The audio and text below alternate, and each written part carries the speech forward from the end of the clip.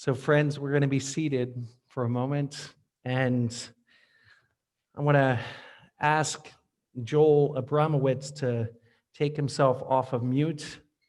And we've arrived at a point in the service on Yom Kippur when we recite the Martyrology.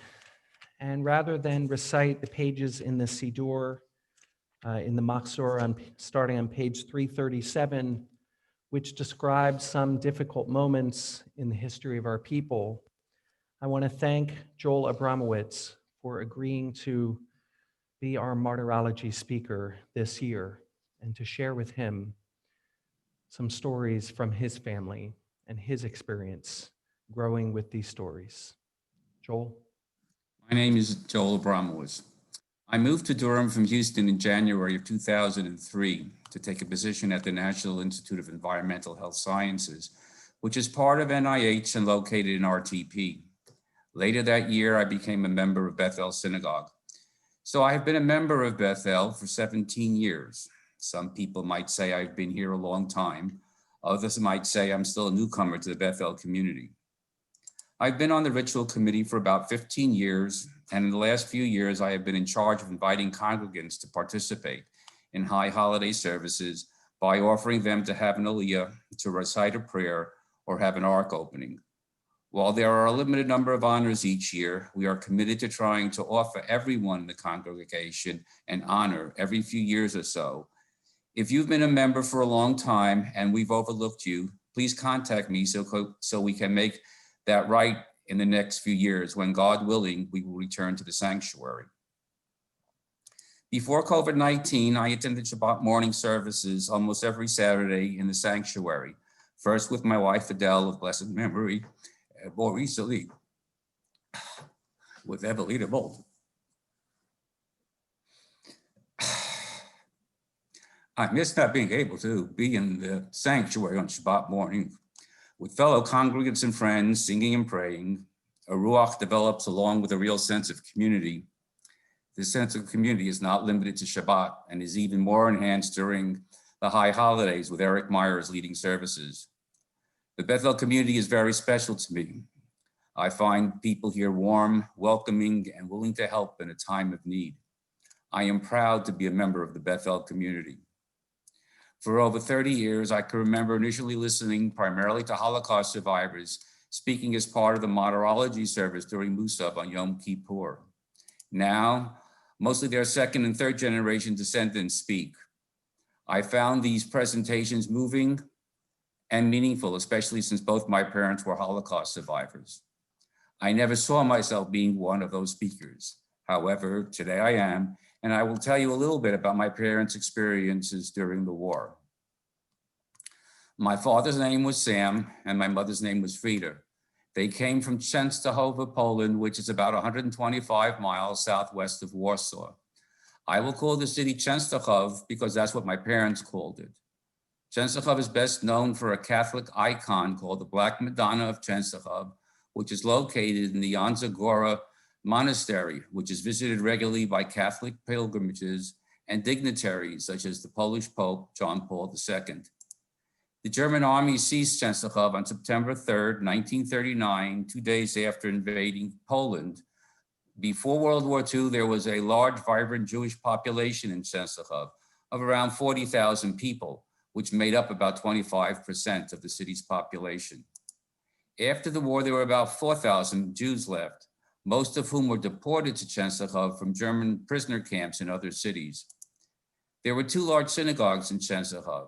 Most Jews prayed in the Orthodox Old Shul. The exact construction date is not known, but it was expanded in 1872 and renovated in 1929. The new synagogue, completed in 1908, is where progressive Jews that were attracted to Haskalah prayed. Haskalah was the 19th century Jewish Enlightenment movement that gave rise to the Reform and Zionist movements. Both synagogues were destroyed by the Germans in 1939. There were also dozens of Hasidic stable and prayer houses, Jewish schools, a Jewish theater, the Jewish old age home and orphanage, the Jewish hospital, and the Jewish sports society. I learned very little from my parents about their experience during the war. As was common when I was growing up, many Holocaust survivors did not tell their children about their experience during the war. This was the case with my parents. In fact, they tried to avoid telling us about their experience during the war. I remember one instance when I was about 14 years old. Several Holocaust survivors from Czestochow visited our home for dinner. I was sitting at the dinner table. The conversation at the table started in English, but this didn't last long and quickly transitioned to Yiddish. At the time, I understood Yiddish well enough to regularly listen to the news in Yiddish with my father, so speaking Yiddish did not bother me. The discussion in Yiddish primarily dealt with how members of the family sitting around the table were doing and how things were going at work. Then the conversation switched to Polish. Although I did not understand Polish, I knew the conversation had to deal with the war. I started to learn a little more about my father's experience during the war after he died, and I started to learn a little more about my mother's experience during the war after I married my wife, Adele. Although my mother would not answer my questions about her experience during the war, when Adele and I came over for Shabbat dinner, my mother would answer Adele's questions. So I learned a little more about some of my mother's experience during the war. What I have to tell you is incomplete, but is all that I know. During World War II, both my parents were in a forced labor camp located in Czestochow called the Hasig. My father worked in the ammunition factory of the Hasig, but I do not know where my mother worked. Czestochow was liberated by the Soviet Red Army on January 17, 1945. My parents met after liberation in Czestochow and ended up in a displaced persons camp in Feldafing, Germany, and were married in Germany on September 1st, 1945. They were on two lists to leave Germany, one to go to Palestine and one to go to New York. Whichever opportunity to leave Germany became available first, that would be the one they took. They were on one of the first ships that brought refugees from Germany to the United States after the war. My father's sister, who survived the war, was an ardent Zionist and planned to go to Palestine. However, since my father and his sister were the only two members of the immediate family to survive the war, she did not want to be separated from her brother, so she and her husband also went to New York.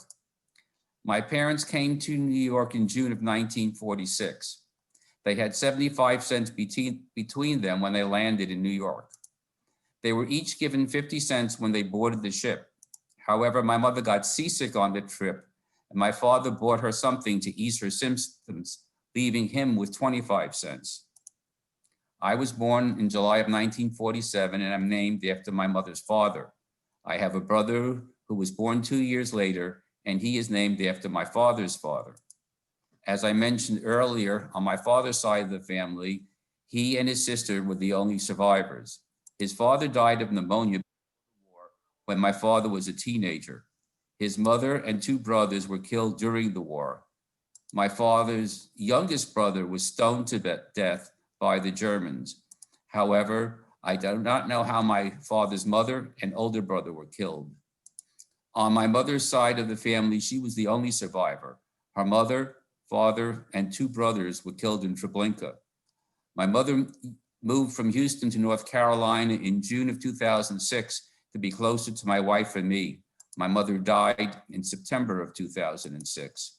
My father passed away in February of 1983, at which time I learned he was married before the war and had a son. Both his wife and son died during the war. However, I do not know how they died, nor do I know the names of my stepmother and half-brother. I recently learned that my father's first wife was his sister's best friend. There's another story about my father that I would like to tell you.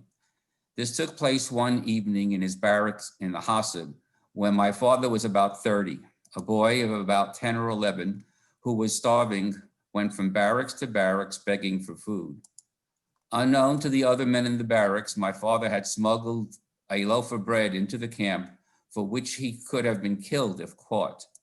My father gave that starving boy the bread he had hidden for himself, saving that boy's life. The boy survived the war, moved to New York, married a survivor from Hungary, raised a family, and became a successful businessman. He remained close friends with my father throughout their lives, and we visited each other's family regularly. This man made sure that his wife and each of their 3 children knew the story of how my father saved this man's life during the war. Thus, despite the horrible conditions that were common in the camps, there are few individuals like my father who helped others during their time of need. I now would like to turn to some of my mother's experiences during the war. One day, when my mother was in the Hassid, a female German guard asked my mother whether or not she knew how to knit. Although she did not know how to knit, she told the guard she did and somehow taught herself how to knit. She knit sweaters, scarves, and other items the guard wanted. In turn, my mother received some extra food, which allowed her to survive the war. After the war, knitting became one of my mother's favorite hobbies. She spent many hours knitting, not only knitting for herself, but also knitting for my father, my brother, me, my brother's wife and daughter, and my wife. I still have sweaters and scarves my mother made for Adele and me. We were not very rich growing up, and my mother was always looking for ways to save money. She would take a sweater that we outgrew, take it apart, buy yarn that matched the old sweater, and make a new one. I have one navy blue sweater at home that my mother made, which started out as a turtleneck, then became a larger turtleneck, and then 3 cardigan sweaters. Some of the wool in that last cardigan is over 60 years old.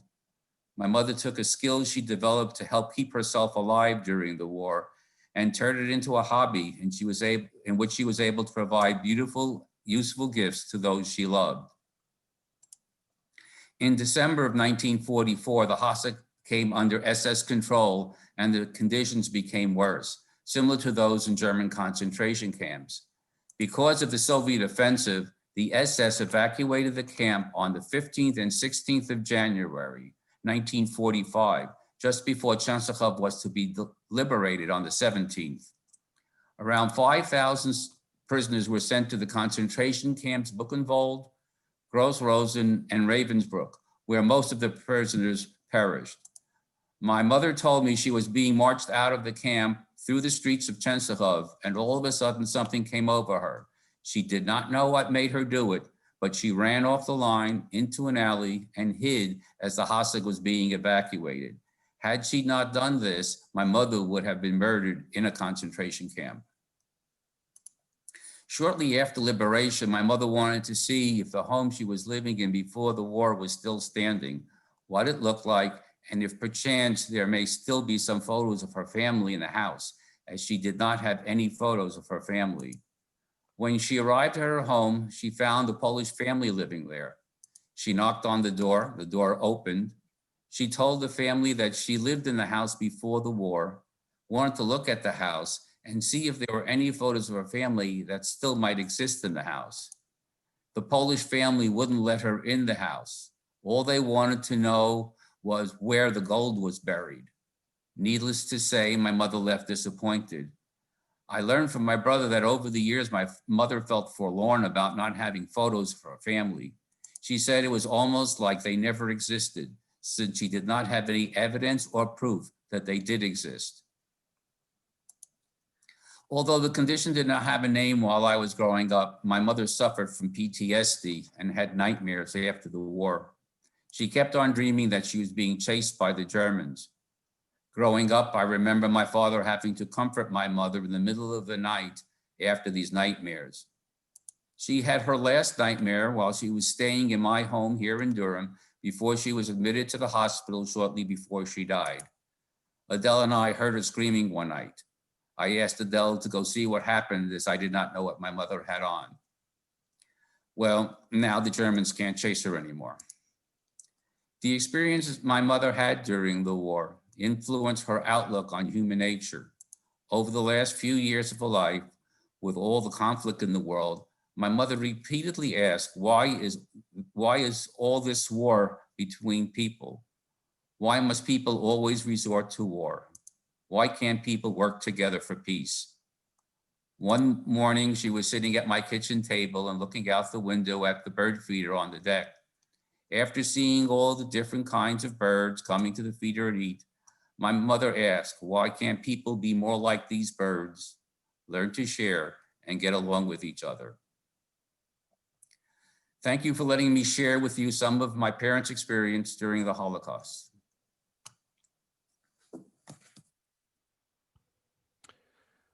Thank you, Joel. Thank you for sharing your parents' experiences and yours as well. And may their memory, the memory of your entire family and all those who perished, be a blessing. And let us say, Amen.